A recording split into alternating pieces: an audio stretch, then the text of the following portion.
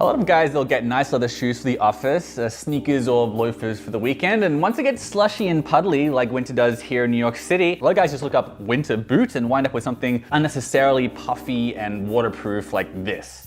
And you don't have to. This is Nick at stridewise.com, where we look at casual, durable men's stuff, and my mission in life is to teach guys that there's such a thing as boots and clothes that are both casual and high quality. I just hit 12 years in New York City and 7 years making videos about boots and visiting factories all over the world and stuff, so I know what I'm talking about, and I'm here to tell you that you can dress well in winter. And there are a lot of misconceptions about winter boots, but the big three are that good boots need to be expensive, that expensive boots means you can't beat them up or wear them casually, and the biggest is the word waterproof. The idea that you need waterproof boots for winter. You need waterproof boots to stand in a river fishing all day. You don't need waterproof boots to walk through puddles. You need just very water resistant boots, and that's what we're talking about here today as well. For this winter focused video, I've selected boots that are either more water resistant than your typical Goodyear welt, or boots that are more winter friendly in other ways than Goodyear welted boots. I've made sure that the first 4 boots I'm talking about are under $250, just so this video is going to be more accessible and useful for more guys. Number 1, I'm going with the Hero from Thursday Boot Company. This company changed the game for resellable boots by offering them cheaper than pretty much anyone ever had before, at least at scale. They have a nice tall one called the Explorer, but that one's $250. In the spirit of finding the lowest priced good boot for this spot, I'm going with the Hero boot here. It stands out because it's still taller than Thursday's other boots, which are normally 6 inches.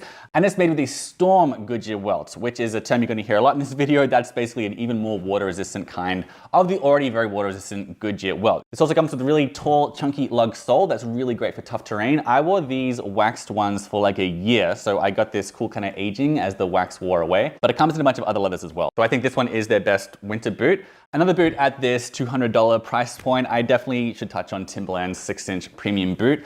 This boot is not resellable, so I don't always recommend it. It became really famous as an icon of 90s hip hop, but also it became very famous among like farmers in New England before that because it is indeed both waterproof and insulated. And unlike most non-resellable boots, this boot has a steel shank. That's a strip of steel, usually it's steel, that goes between the heel and the midfoot here to help with stability. Boots with shanks are less likely to give you foot pain, basically. And it comes in a whole bunch of different colors. So not the most versatile boot, it's very casual, but obviously a lot of people really like this style. Another boot in this range, it's $200 exactly, is a Caribou from Sorel. I'm including it just because some people do want a boot that looks more like this than your classic leather work boot or something. I think the Caribou is the best looking and most versatile snow boot out there. Not resellable either, but it is waterproof. Waterproof boots typically aren't resellable. So if a boot's neither resellable nor waterproof, I'm like, but if it's one of those, then I'm like, all right, okay. A potential downside of this product is the insulation is synthetic, so it's not quite as great at wool or shearling at insulating, but the price is definitely right? So it's fair for the price that you're paying. All right, for a winter Chelsea boot, this is the last one under $250. I think probably, yeah, the best Chelsea boot for winter would be Blundstones. It's simply a very iconic and recognizable style, and it's also a brand that you might already really like, and so you might just want like the most winter-friendly version of that classic boot, right? So the more winter-friendly version of Blundstone is the Blundstone 584 in this, the brand's most popular leather, rustic brown. It's not resellable like most Blundstones, but it is both lined with Thinsulate for insulation, and this is a big one, it has a shearling footbed. And you can also remove that footbed if you want, which means there's also room for an orthotic if you need one, which is a bonus for a lot of guys. But also shearling is a very premium material for a boot. It's what you call wool when like the skin is still on the wool. So it makes the wool even warmer and more effective. And also the shock absorption is very, very good with Blundstones. All that put together makes, this Blundstone a very solid choice for a winter Chelsea boot. Okay, this next boot is $295, and to be honest, all things being equal, I think this might be the best overall. Like I would have put this at the start if I was doing best winter boots in order of bestness, just in terms of the balance here of durability and warmth and value and not being ugly, which is a priority here. This brand doesn't really name their boots, they just call them by their numbers and leathers, but go to the link in the description below to see all of the shearling lined boots from Meermin Mallorca. and be amazed. So they have plenty of options in different brown and black shades. This one is a very famous waxed suede. They've also got some in like kudu, like a type of antelope. And again, plenty of conservative brown and black ones too. Meermin also gets their stuff from really good tanneries. This one's from CF Stead, which is universally considered the best producer of suede on planet Earth. And I happen to have visited there if you want to check it out, because I do my research, guys. Meermin's winter boots stand out because they are storm Goodyear welted and they are fully lined, not just the footbed, with shearling wool. And they look really, really good. With some of these leathers, you could definitely wear them with slacks and a sports jacket to the office. In addition to that, they are made with an unusual, like more flexible kind of Goodyear welt because they swap the cork that you normally find in a Goodyear welt with some foam. All of those elements for under 300 bucks. It's a very, very serious accomplishment. Just note that Meermin is a European brand, which is cool and everything, but as a result, they use UK sizing. A big benefit of being in New York though is that I was able to visit this store, and I am a 12 in sneakers usually. I'm 11 in most boots. On a branded device, that shoe size you actually size your foot on, I'm 11.5, and I'm a 10.5 in these. So let that guide you. Okay, so next up is a very funky Scandinavian brand taking the world by storm. This brand is called Duck Feet, and I do not know how to pronounce an A with a circle on top of it, but the Aarhus is a very interesting boot. I'm obviously trying to cover as many aesthetics as I can here to make this video as useful as I can. This one might make you think of a much better made UGG boot. The leather is much better quality, and it's also made very, very water resistant with an unusually eco-friendly process called TerraCare that, again, I can't get too deep into that or the video will get too long, but it's very interesting. More detail in the links in the description below. There's a ton of colors that comes in. The leather is really cool and very water resistant. You can fold the collar down if you want, if you want to make it have a little bit of a different look. The sole is natural crepe, which is super soft and all natural, which as you can tell is a bit of the vibe with this boot. Pursuant to that, the box is recycled and every purchase contributes to reforestation efforts in Madagascar. This brand does take a lot of cues from the barefoot footwear trend. And by that I mean the toe is a duckbill-like, that's where the name comes from, duck feet. I'm referring to like the big wide foot accommodating Daffy Duck's bill-like toe here. And there's purposely no arch support here. Like they say that on purpose. So that's to make it about as barefoot feeling as you want. Also, this construction is indeed resolable, although also fairly flexible and lightweight, which is cool. The sizing is not American, it's also not UK, it's European. I am a 12 in most sneakers. On the actual Bionic device, I'm 11.5. In these boots, I am a 45, which fits fine with thin socks. And all I really need is thin socks, of course, when it's this insulated. But to be honest, I would have preferred a 46. The Freeman boot from Rancourt really is uniquely awesome. I think the best looking winter boot on this list. It's a really cool family-owned business in Maine that I have visited. Design-wise, it's the most versatile and classically American leather boot. It's a superb balance of understated and eye-catching that like every dude likes that. The winter powers this boot wields are many. The leather is a waterproof version of Horween's Chrome XL, which is considered like the greatest boot leather on planet Earth. It's extra tall, but not weirdly tall. So that's to help you, of course, with like walking through snow or if you get stuck in a puddle.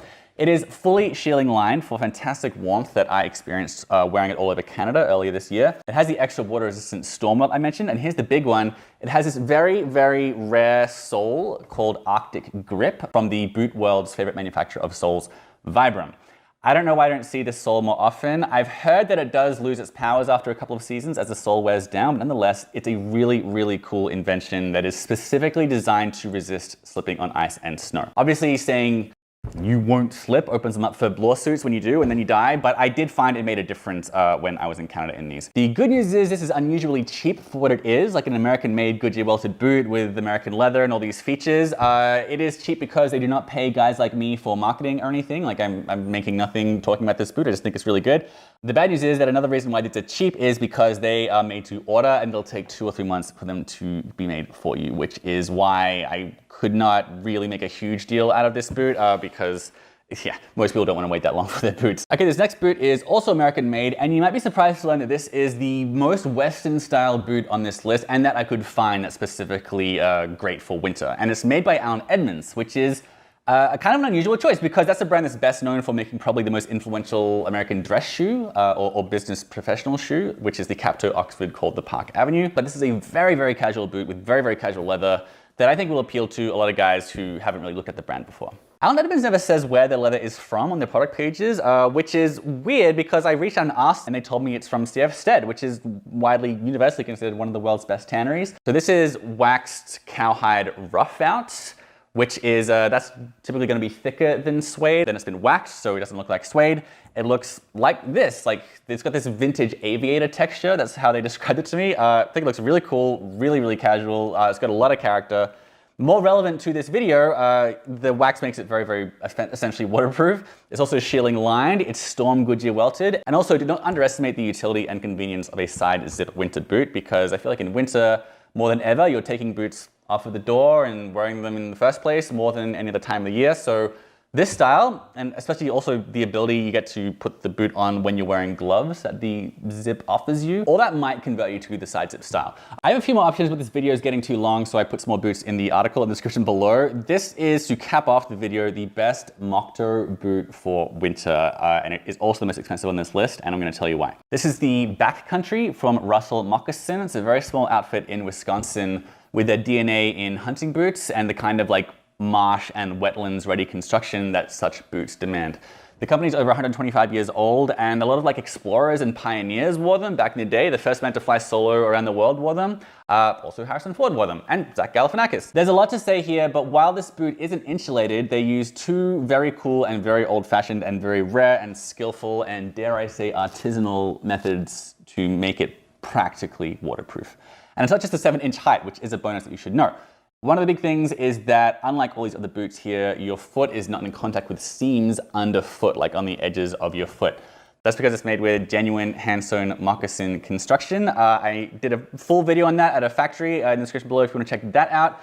And a lot of people prefer it for comfort, and I can tell you with authority there's no break-in with this boot. I've had rough break-ins in my life, especially the last few weeks, because boot season's been kicking off and I've been trying to get through a lot of boots. It's got what's called a double vamp, so instead of one piece of leather encircling your foot, you get two. You basically get like a water repellent leather bootie that lines the boot from the ankle down. That gives amazing water resistance. It gives you extra side-to-side support as well. And because it's also a single piece of leather, it doesn't inhibit ground feel or give you the risk of seams down by the bottom of your feet or on the sides of your feet. There are downsides, of course, the price, $750 for a pair of these. The good news is that this brand used to take like at least 6 months, sometimes a year to make a boot, but they've got a new CEO recently, and so they often have ready to ship models. So this 125-year-old brand is better than it's ever been.